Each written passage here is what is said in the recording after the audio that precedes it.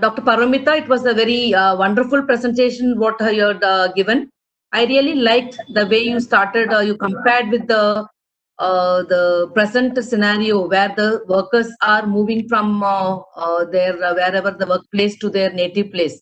You compared that with the partition of 1947, where from India people moved and from Pakistan people moved to India. So it was a nice comparison what you had given. And you spoke about where were women during the partition and their writings. And you spoke about how the concept of rootlessness or the alienation, belongingness, all the themes were brought through some of the texts which you have given the explanation, like Moore, and you spoke about inheritance of truth. Then you even spoke about Aga Shahid Ali's Ghazal, and you brought how the anxieties of belongingness and the deep consciousness of violence and uprootedness through these texts. And finally, you ended beautifully by connecting literature and the belongingness in a very nice manner. And we should have some meaningful existence. That is what which you explained. And you spoke about the importance of citizenship and belongingness rather than look at the caste, creed, and the religion. And I would like to ask one question that I think you might have heard about Manto's Toba Dek Singh, and it was rewritten by Gulzar, and where the main protagonist of that short story is, I think his name is Bishan or someone, and he, when he was sent back from Pakistan to India, so he felt that neither he belonged to Pakistan nor he belonged to India, and he feels that he has gone into no man's land. So, what is your comment about it? Okay. Do you want me to answer your question or take more questions and answer? You answer, then I can ask one by one. Okay. Okay. All right. Thank you, Dr. Shanti. There is a lot of reverberation, okay, when I'm speaking. Am I audible? Yeah, very clear. Okay. So yes, I mean, Sadat Hasan Manto has been one of our most important partition writers, and somebody who has understood partition with a human eye. I mean, it is as much, a historian who looks at the facts of partition that we think of as somebody who's recording. But we have to give equal credit to people who are writing through literature, that they're doing historical work. Like yesterday's speaker talked about the importance of, contextualizing history. And literature does that. I mean, Sadat Hasan Manto's Toba Tek Singh is one of the finest examples of what partition means to an ordinary person. And the madness of partition has been epitomized in the sanity of the lunatic. And I would put it that way. The lunatic is the most sane person in that story, because everywhere else, the whole country is erupting into madness, while Bisham Singh stands there and says, I don't belong to this madness. I belong outside of it. My land is a no man's land. I will live and die in the land I claim as my own. I neither claim Pakistan nor do I claim India. I claim the land on which I stand. And he lies down and dies. I mean, that's the kind of sacrifice that people have made for nations to be born. So I think Toba Tek Singh is one of the most profound takes on partition. And nobody but a writer could have written something like that. I mean, no historian can really bring out the deep pathos and the pain and the kind of madness that was at that time. Only a writer can do that, and that is how I think literature really brings out a different aspect of history, which even historians cannot. So Toba Tek Singh is telling us that the whole world, the new countries are erupting in madness, but here is a lone sane voice which says that I stand outside of it. To me, my country is where I claim belonging. And I think that's something that most of us citizens want to do, but we are incapable of doing because we have been given citizenship. We have not really, we've not chosen it. It's something that we have been given, and we are arrested by it, and we are confined in it. And so that is the kind of dilemma, ethical dilemma that I see in Manto's writings. It's absolutely beautiful. Yeah, there is one question from Annapurni Setu. She says that I would like to know a little bit more about the distance of time and space afforded to the diasporic writers that allow them to present alternative histories and other perspectives on historical events. Yeah, thanks. That's a good question. I mean, I want to put forward the fact that Noor could not have been written from the national space. It was important that these silenced episodes in history are given the benefit of time and space. These writings emerge from a space which is far away from the native land, so there is more objectivity in the way the writers really look at the natal homeland, and that is the privilege of distance. So with the space and distance between the diaspora and the natal home, lies these writings. So it is important that we see Soraya Khan's Noor coming out of that particular space, diaspora space. Just like it is impossible to really do a very trenchant critique of, say, the Kashmir experience from within India, when you would have to self-censor yourself. Their writings would have to be careful. But if you're writing from the space of diaspora, you talk about any kind of conflict. Sri Lankan writers writing from the diaspora, it's trenchant critique of the institutions of the state institutions. And same happened with the writings from Pakistani diaspora. You look at the country with an objective sort of eye, and you realize that yes, everybody is culpable, but it is impossible to do that when you're really living in that country and you cannot afford the privilege of distance and space.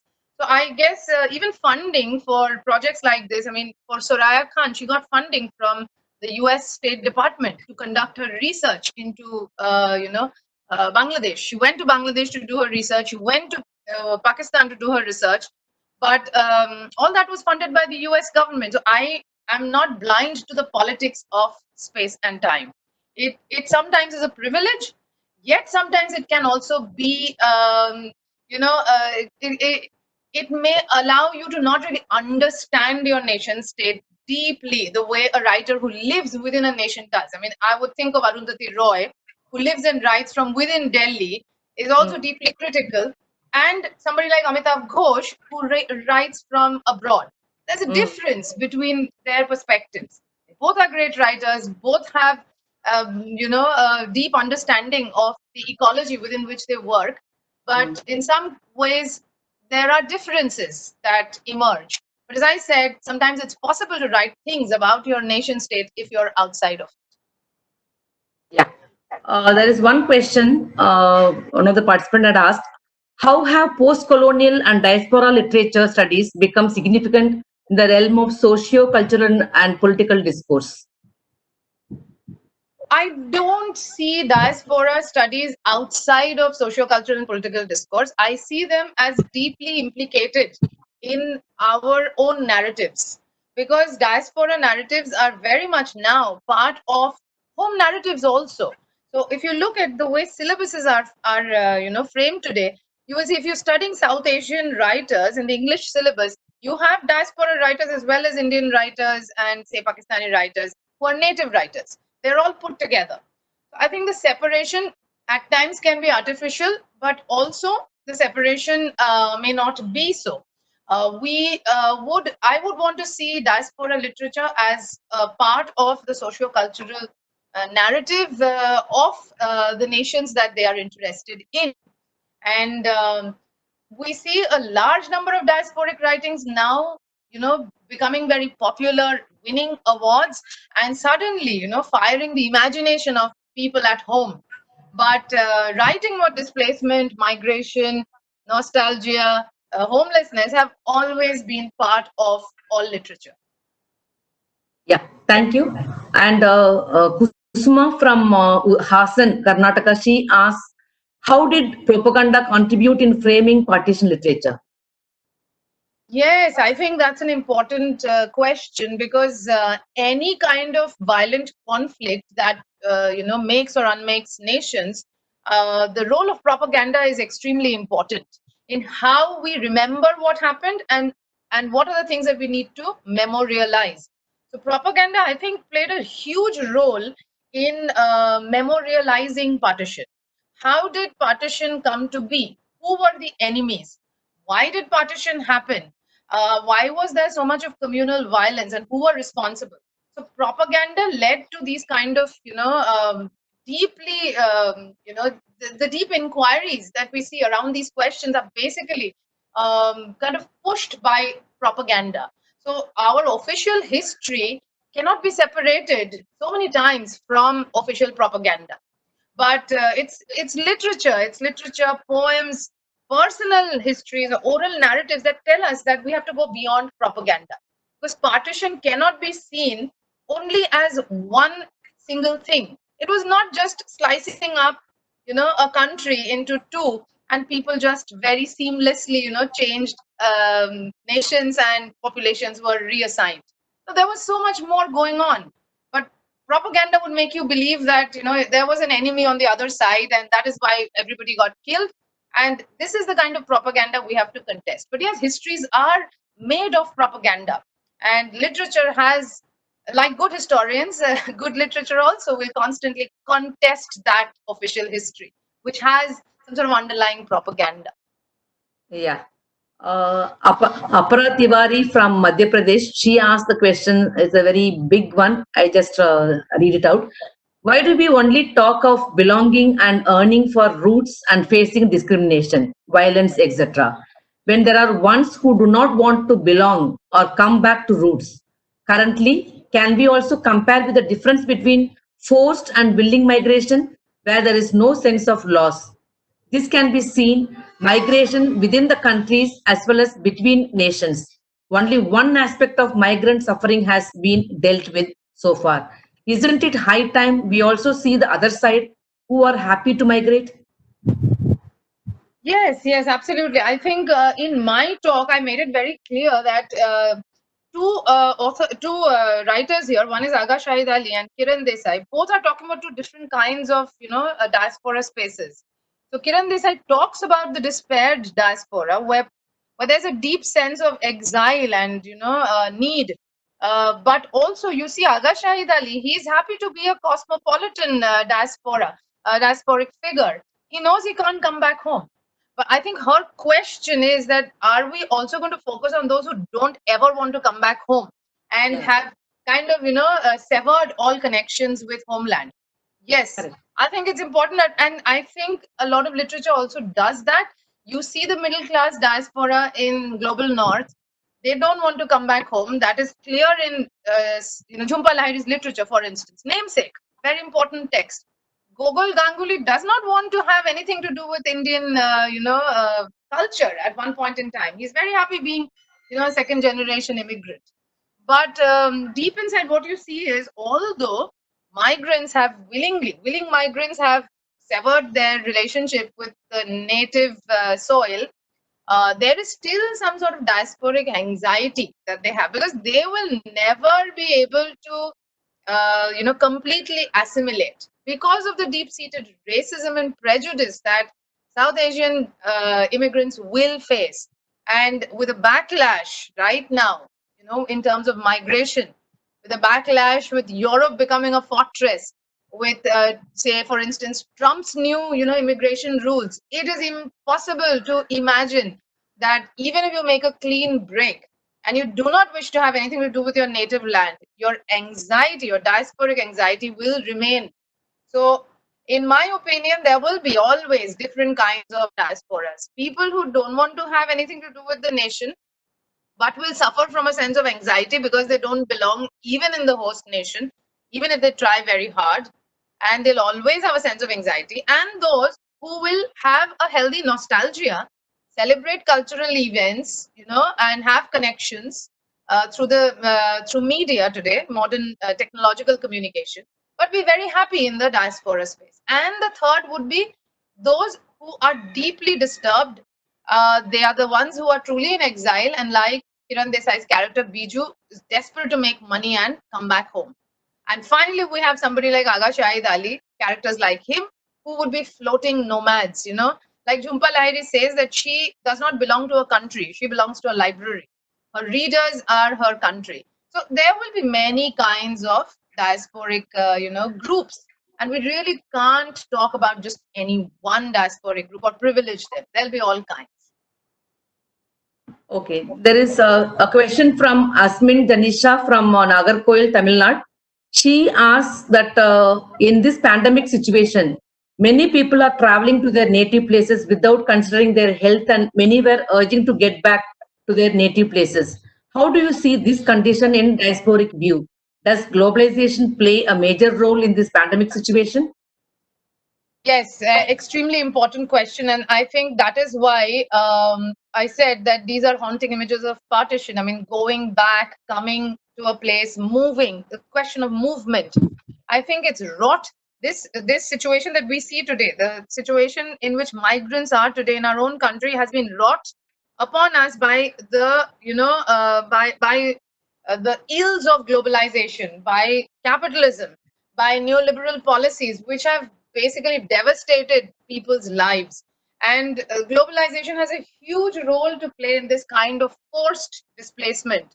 We've had our health system is basically, it's crumbling. I mean, in Bombay now, 2 patients are being put on one bed. I mean, soon we will see it'll overwhelm us. Why didn't we invest in healthcare and education? Why were we investing in, making profit for big companies? Why didn't we invest in people? Why didn't we think about poor people? So these are fallouts of globalization, that we move where the money is. We put money in the hands of people who already have money. And the poor people are just reserves of labor. And today, when they're going back, they're facing these kind of hardships. The downtrodden are facing the worst kind of hardship. I think it is clearly, a complete failure of not just the nation state, because our nation state soul is being kind of emptied out when you look at those images of people dying and the child opening up the cover of from a dead mother's body.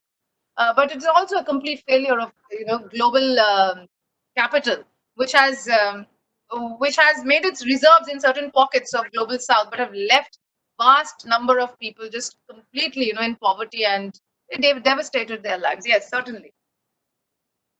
There is one question by Sri D. She asked, what are Shahid Ali's other writings? Shahid Ali has written several collections of poems. So if he is interested in Aga Shahid Ali's works, I would suggest he looks at all his collected poems, like the Half-Inch Himalayas, the Veiled Suit. Then you have Postcards from Kashmir, and a whole lot of other collections.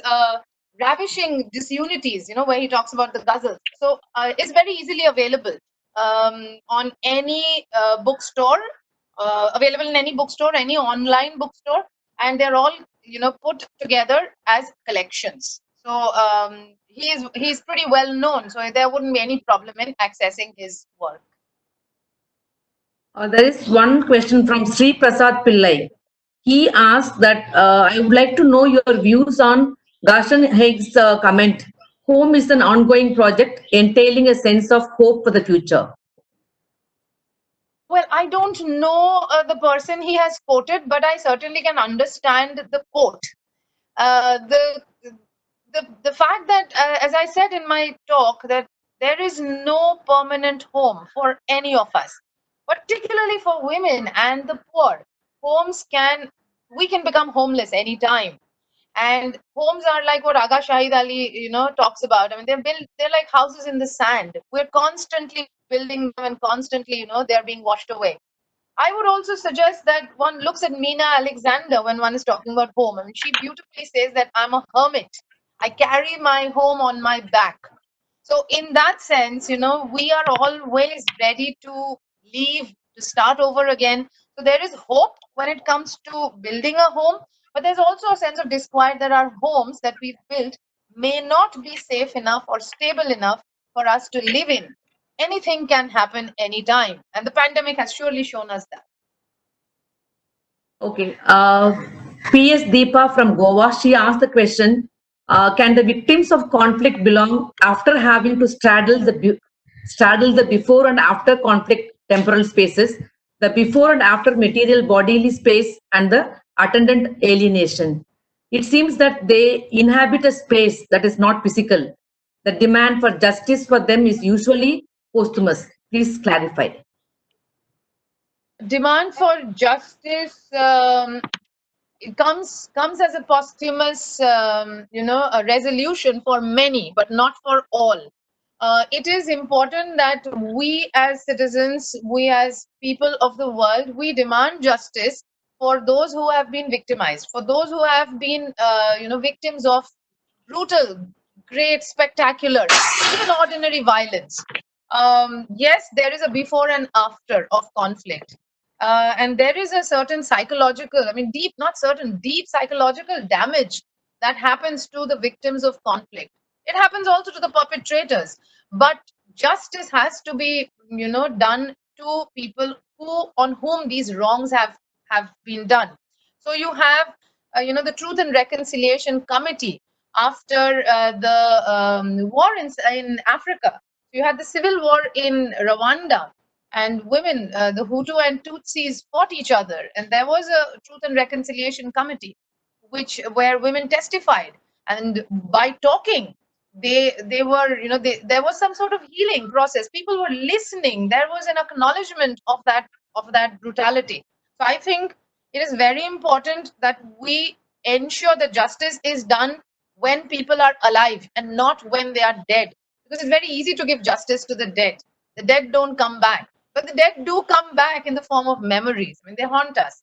So it is important for us to ensure that people who have been victimized are given justice while they are alive, and the after of the conflict does not become, a psychological warfare for the victim, but becomes a space of help, a space of repatriation, as well as a space for rehabilitation. And certainly, I mean, as I said, the questions of justice are fundamental to violence. I mean, if you have had violence, the corollary is that there has to be justice, and there is no way out of it. Justice must be done to people who are victims and are still alive.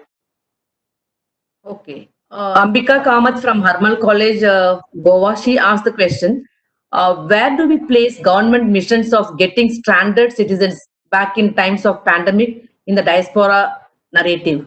How do you think the tragic experiences of laborers during interstate migration within the country with the experiences of relatively affluent immigrants being brought back to the country from abroad would be represented in the future? She's comparing. Yes, I think it's an extremely pertinent question, because it has been troubling me over and over again. That on one hand, the affluent migrants or affluent, Indians who've been stranded abroad are being brought back without, without them having to endure the kind of hardship that laborers on the ground are. I mean, they've just been brought back on a plane. And here you have thousands and thousands of migrant laborers walking, and the trains are overwhelmed, whatever little services they are offering. The government has to be made accountable. I mean, the government has to take charge. These are people who work for the country. These are people who work, who toil, who are on the ground, and they are as much a citizen of this country as, say, the affluents who are, in diasporic spaces. There comes the question of belonging. When you look at those images of the migrants walking miles and miles, dying on the street or giving birth on the street, there's this story of 15-year-old Dalit girl who got her father from Delhi to Bihar on a bicycle, interstate, journey in this heat. You look at those stories and you think, do they really belong? Are they really citizens of this country? Why are we treating them so badly? So the government has to, answer these questions, and they have to take charge and ensure that migrants, internal migrants, are not treated like disposable commodities. They are important for not just the material, not just for the body of the nation, the material body of the nation, also for the soul of this nation. It is being ravaged by this pandemic, and this kind of differential treatment must be condemned. And there has to be, humane, just initiatives taken by the government to ensure that migrant laborers go back home. There is one question the participant had asked. How do you connect Salman Rushdie and partition? Well, Salman Rushdie has, of course, written one of his most famous books that won him the Booker Prize.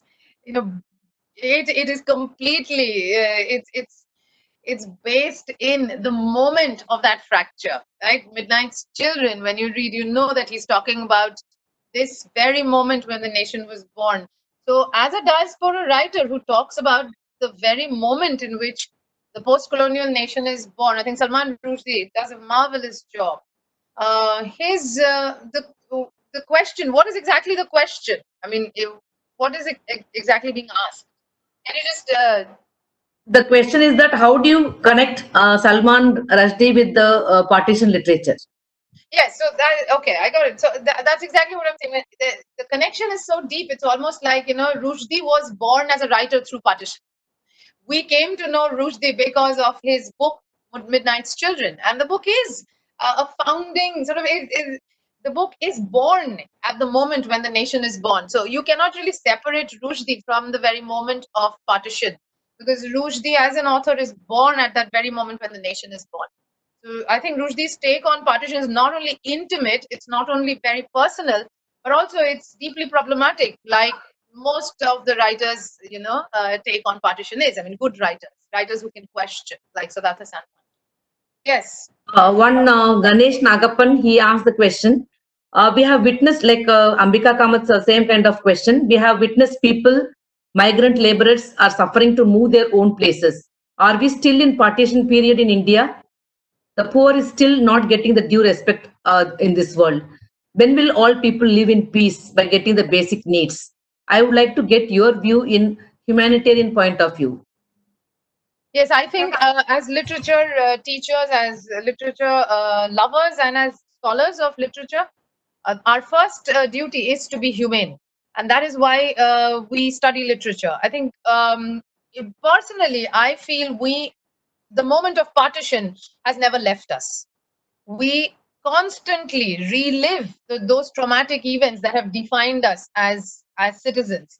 Partitions will keep happening as long as there is division in this country. And those divisions are communal, those divisions could be class, those divisions could be based on caste, they could be any kind of divisions. So we are constantly living in not really, I would say, not really post-partition age, but partition seems to be a continuous haunting, event that we seem to not be able to get out of. So the poor, the dispossessed, the helpless, the migrants are bringing us back, are bringing back those haunting images of partition. It is very clear that we are treating them as, we have failed them as a nation, and we are treating them as commodities who will only slave for us. But when it comes to treating them as human beings, I think we have as a nation failed completely. So yes, there is continuous partition going on in our country. We've not left it. The questions are over. I would like to read some of the comments which the participants had given. It is a compliment to you, Paramita. One Abhishek Kopli, he says, completely mesmerized and speechless. Thank you, Dr. Paramita, for a wonderful talk. And Sri Prasad Pillai says, it was really a nice session on belongingness. Thank you very much, ma'am. Then Reena Singh says, we are really grateful to have imparting of lecture from such an eminent personality. I am really grateful to the organizers. Some of the comments I would like to read because this is something nice which we also feel happy.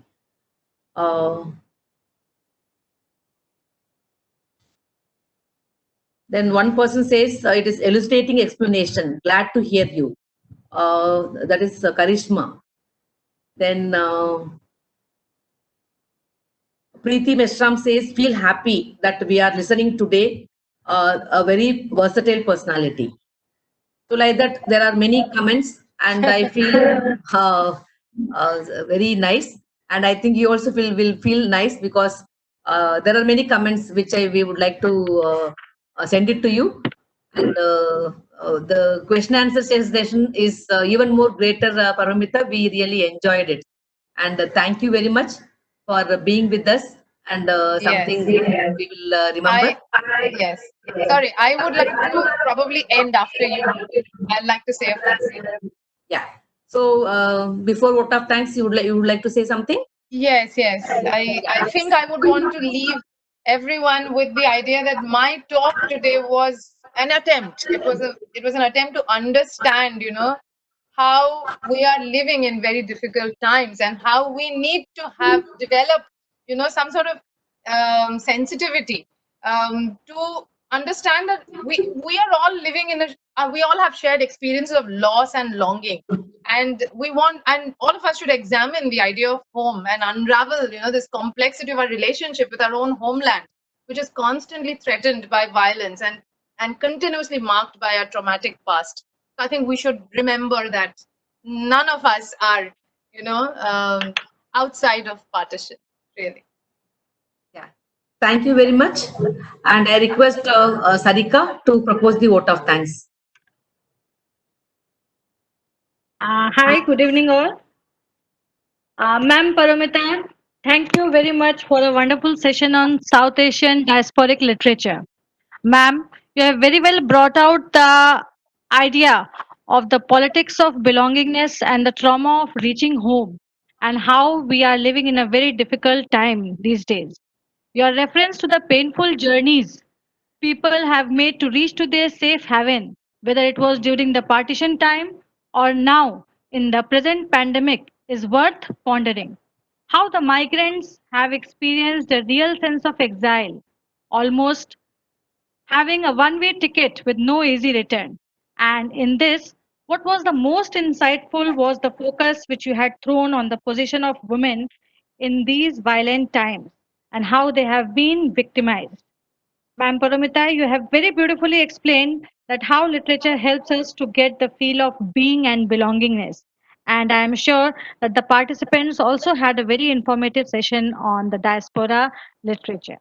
So, ma'am, on behalf of the Nyan Prasarak Mandal's College and Research Center and Department of English, I extend my heartful gratitude for being with us on this platform for this national level webinar.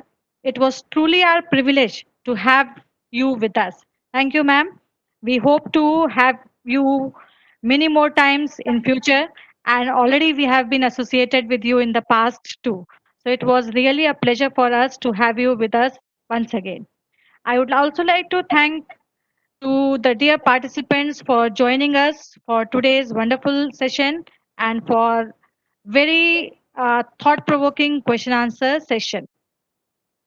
Tomorrow is the last day of the webinar and we will be back again with yet another excellent speaker tomorrow. So till then, goodbye and once again, thank you to all. Thank you.